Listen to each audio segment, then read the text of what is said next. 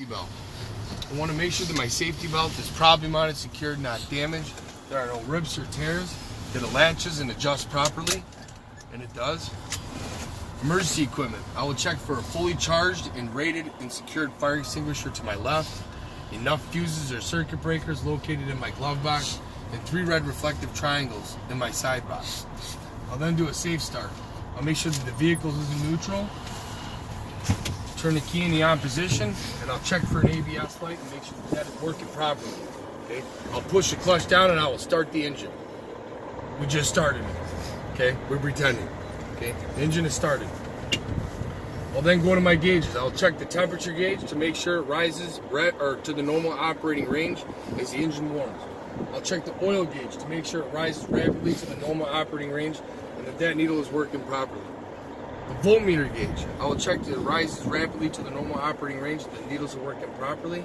And my 2 air supply gauges rises to the normal operating range and that the needles are working properly.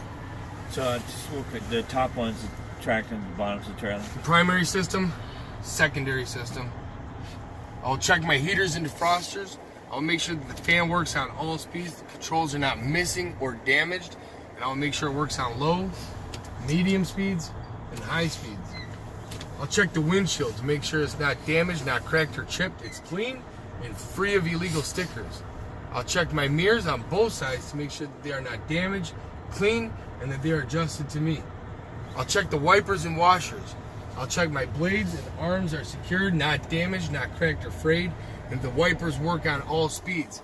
Low speed, medium speeds, high speeds, and that the washer fluid is full and working properly. I'll check the 4-dash indicators. Left signal, right signal. Make sure that my 4-way flashes are working properly. And then my high beams are working properly. So I'll activate my headlights on the Volvo. I pull this up and activate the high beam switch which lights up blue. Okay. I'll check both the city and highway horns are both working properly. Okay. That's it. I think that's it. That's it for day 1. Yeah. All right. Parking brake check.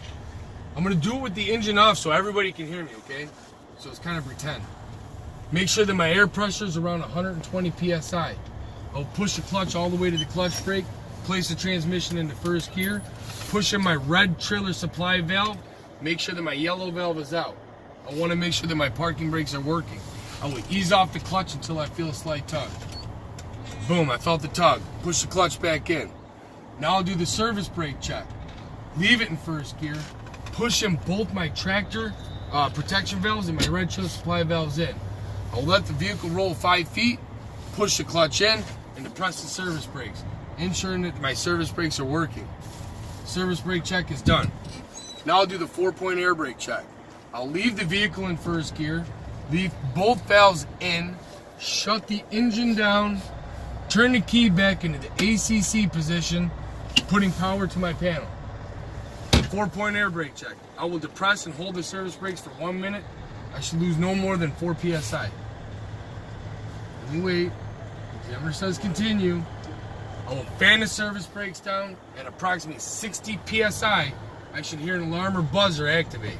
So I fan it. I fan it. I listen for it.